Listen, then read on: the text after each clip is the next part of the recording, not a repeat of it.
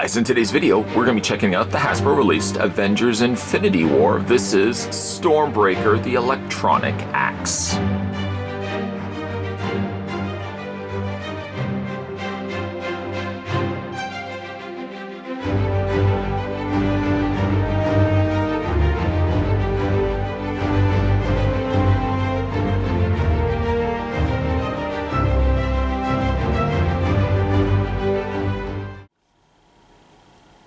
Let's find out how big Stormbreaker is, and just in case you're wondering, that display stand here I got from a NECA figure, so it doesn't come included with Stormbreaker, but I have to admit, it's a great way to showcase the axe.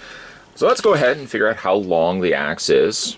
From the end of the handle to the very tip here, you're looking at 12 inches.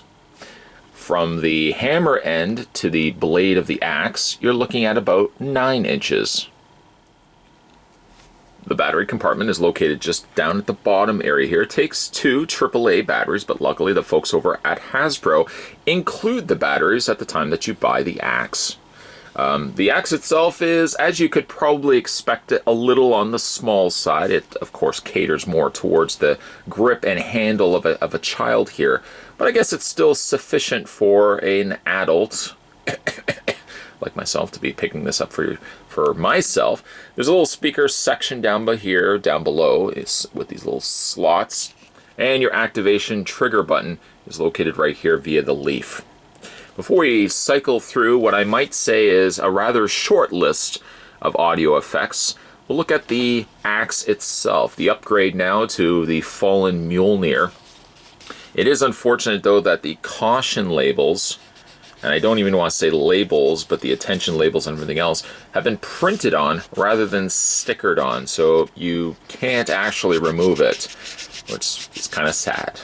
I would have liked to have been able to take it off, but I guess granted, you can really face it the one way. It doesn't have to be shown from the other side. Both the hammer end of it, this part right here, is a very soft rubber. Equally so, the axe, this part of the axe, is a soft, almost foam-like material. So I don't think, unless you're really swinging this hard, you're going to do any sort of damage. That being said, of course, you're still not going to want to swing that around. This section right here also doesn't feel like it's all that much, a hard plastic, so to speak. We got some nice scroll work decorating the outer area of the hammer end of it, which also carries scroll work onto the sides and down the sides of the blade. A much more organic looking weapon. As you can see, you've got the vines and the twigs kind of wrapping themselves around the end portion of the axe, which really gives it a great look to a great effect. I'd love to see maybe a Marvel Legends release of this, which has a much longer handle and something a little bit more geared towards adults. But that being said, actually, it's a nice looking representation of Stormbreaker here. Unfortunately, though, sound effects are pretty limited. You really only press the button right here to cycle through what I can only gauge is about 3 different sound effects. They probably should have done a couple more. I would have also have loved if this somehow could have lit up. Maybe not this end, but something here could have lit up. Or maybe at the very least, swinging actions could have also cycled through their own distinct sound effects. Ultimately, really what you're getting for here is a role-playing toy, which again only has about 3 different sound effects. And to activate that, we'll press the button. One of which is sort of a thunder striking or thunder summoning cast.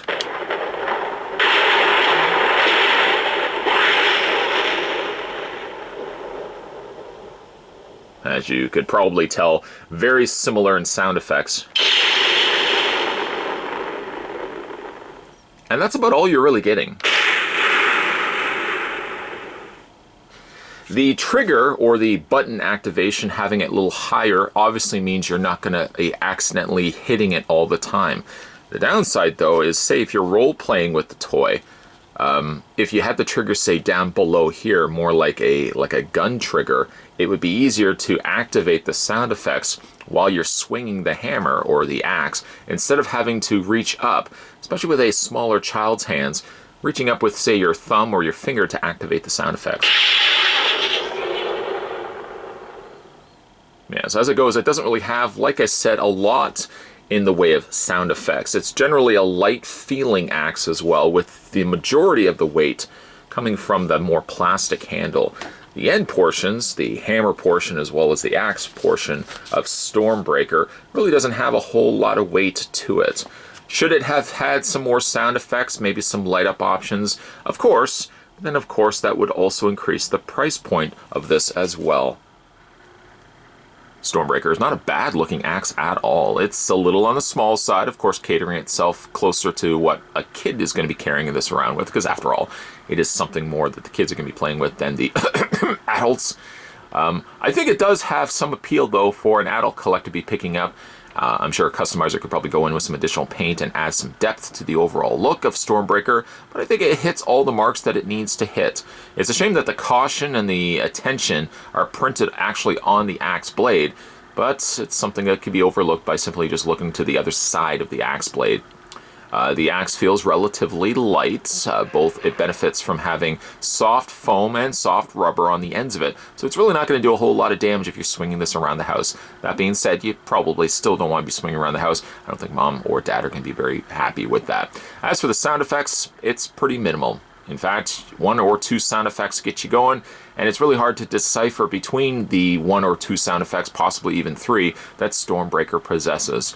Sure, it could have had some swinging audio as well, something that is triggered maybe when you're swinging the axe, and some light up functions would have also been beneficial as well, but all of that could be chalked up to a much higher price point.